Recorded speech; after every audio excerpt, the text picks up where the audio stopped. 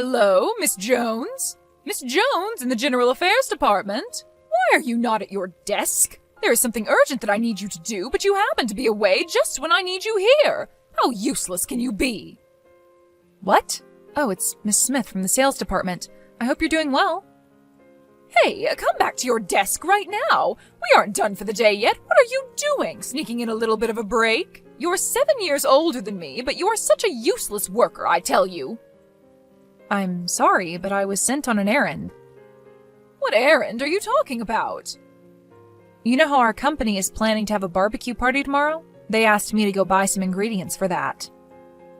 Oh, it's the one that President Huxley is going to host. He's a great one. He is considerate of his workers, and he is a kind, handsome man. And he's only 32 years old.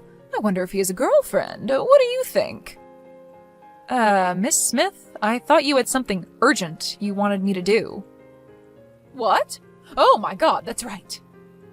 I should be back in about 30 minutes, so if you could leave a memo on my desk on what I should do, that would be great. If there is something I don't understand, I'll come to you and ask. Alrighty.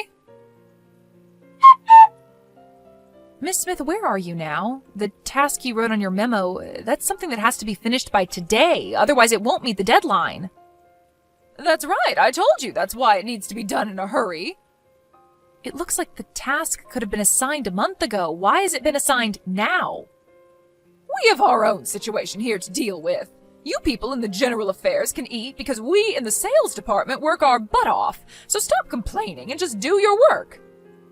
There is not much time left, so I'll do my best, but please be careful next time.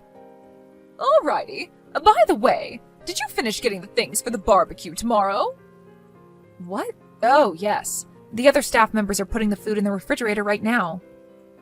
I am so looking forward to tomorrow. Say, you know what? I hear that we are free to wear whatever we want to the barbecue. I'm planning on wearing my best outfit tomorrow. What about you? It's a barbecue, so I think I'll probably wear something that I can move around easily in and something that can get dirty. Oh, I see. Well, now that I think about it, I guess people in your department can only wear such things. You in particular can only do these odds and ends types of jobs at the company, right? You are an old miss, after all. All right, I win. I don't know what you mean about winning, but I need to work on the task you asked me to do, so please excuse me here.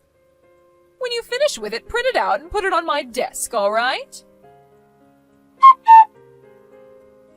Hey, Miss Jones, I know you're just a plain office worker, but what is that outfit you're wearing? Jeans and a sweater? You know that the host of this barbecue is our president, right? It's a rare chance for the workers to show ourselves off in front of the young, handsome president. Your TPO is way off.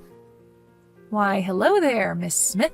Today we'll be cooking meat and washing dishes, so we might get ourselves dirty when doing that. That's why I thought it best to avoid wearing a dress today. You don't understand anything. An event like today is a chance for people to become friendly with the president. Oh, I see. Oh, oopsies. Sorry, I guess you already know your place within the company. That's why you're wearing such a plain outfit. My place within the company? That's right. The office workers basically take care of unimportant errands of the company. That's why you are the server in today's barbecue. Since we are assisting our president, we in the General Affairs Department will be taking care of all kinds of things, but we are not necessarily the servers, per se. Then you can grill the meat for me. That's about the best you could do, old miss. Servers need to take care of our needs, so make sure to obey my orders, all right?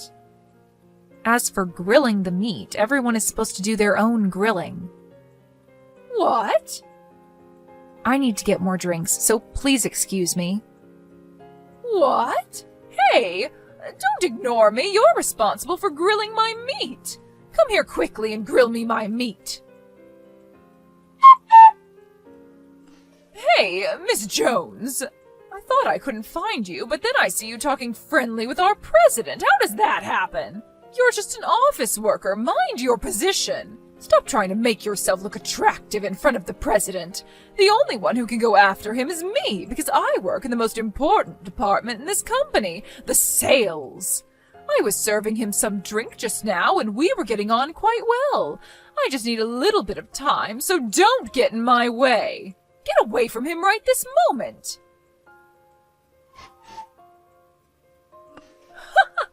It serves you right. How does it feel to have beer showered on your head like that? Well, you really did it this time. This is what happens when a good-for-nothing office worker tries to make herself attractive in front of the president. I was talking with him only because he asked for me. What? No way that could happen. Come on, get back to your place and grill my meat. I gave you some beer, so now it's your turn to serve me by getting me some meat. I am going to change. What? It won't make any difference whether you change your outfit or not. If I continue wearing these clothes, I'll catch a cold. Oh, that's right. The president was saying that there will be a surprise announcement at the end of the barbecue. Maybe he's going to announce that he likes me. I guess when I served him beer, he noticed how attractive I am. Oh my God. Yes, I'm going to go up the social ladder by marrying into a rich family. Oh, there is some cooked meat. I think I'll eat that while I can. Oh, that's right. After he tells me that he likes me, it might also work well if I bring him a nicely grilled piece of meat. Then I can show everyone how close we are. You are going to be in so much trouble later. This meat is so good. What on earth? What was that surprise about? The president was saying that he would introduce his fiancée, so I thought he decided to skip the part about telling me that he liked me and go straight to getting engaged. I was surprised, but I quickly got my act together and braced myself. But why were you, Miss Jones, introduced? The engagement announcement was actually going to be in 2 months. What? But you showed how you were trying to get the president for yourself. That became obvious. What's wrong with that?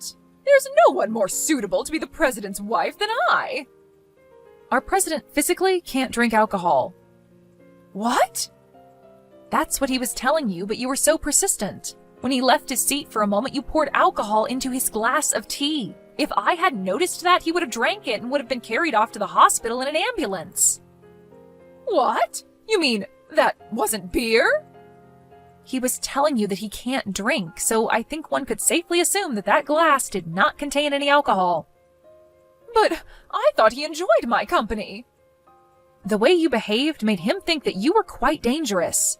Also, the fact that you poured beer on my head was the last straw. That's why we decided to announce our engagement this evening, although it was a sudden decision. What the hell?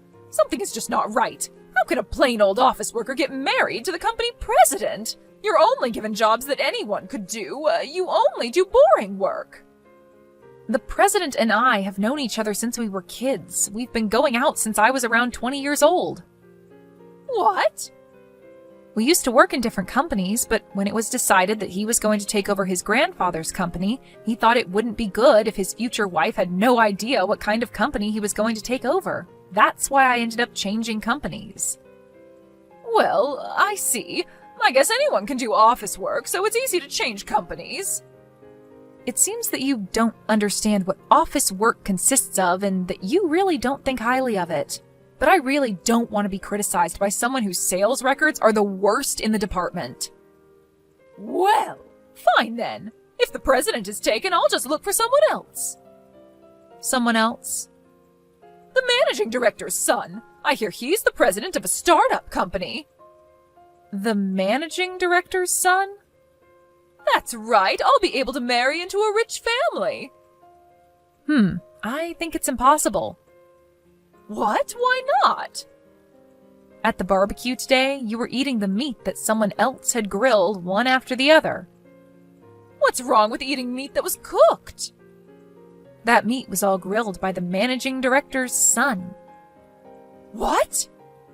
Family members could also participate in the barbecue today, so he was also there. I thought we were grilling our own meat, but there was a woman who kept on stuffing herself with the meat that I grilled one after the other. She was wearing this flashy dress that wasn't suitable for the occasion, he said. I think he was talking about you. What? To begin with, I think you have other things to be concerned about right now. What? What are you talking about? Hey, why am I being fired? I did nothing to get myself fired. It's what the company decided, so there's nothing I can do. You probably said something to the president, didn't you? I am not so low as to bring my private affairs into company matters. Well, it's true that how you acted at the barbecue was the primary cause. What do you mean by that? First, you poured alcohol into the president's glass, which could have seriously endangered his life. Second, that you poured beer on my head. Third, that you chose to ignore that rule about grilling your own meat and took other people's meat before they could eat it. Based on those reasons, the company started looking into the possibility of other victims. The compliance department in the company conducted some hearings.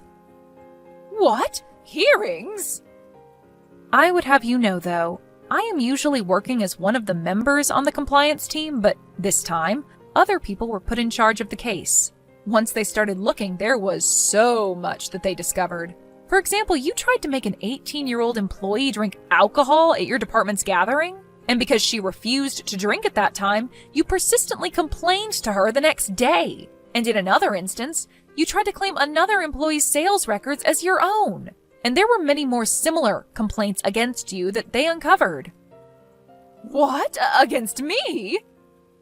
It seems that these facts didn't come out into the open until now. But after gathering the data and finding out that there was so much, and the fact that you had caused our business partners much inconvenience in the past, they decided to fire you. No way! That is all that I have been told. But I think you were told of all this when they informed you that you were being let go. What? It would be better to listen to what other people tell you. If you do that, you can avoid making mistakes so that you can live a better life. That is a given. So that is all. Please excuse me. I was wondering why such a person could be in the much-respected sales department. The recently retired ex-manager of the sales department could not say no to someone he owed a favor to, so that's why she was able to join our company. I'm not sure what to make of that, but to put that matter aside for now. As for the matter of getting beer poured all over my head, I received consolation money from Miss Smith, although it was the minimum amount that would be expected in such circumstances, but I decided to drop the case after that. That is, the 18-year-old employee reported the case to the police. And so after having talked to the president, he decided to prioritize this case. As for Miss Smith, she got herself into deep debt as she had to pay for consolation money big time. So now, in order to pay back her loan, she's doing multiple hard jobs. Apparently, she is complaining, "Why me?" as she leads a very poor life.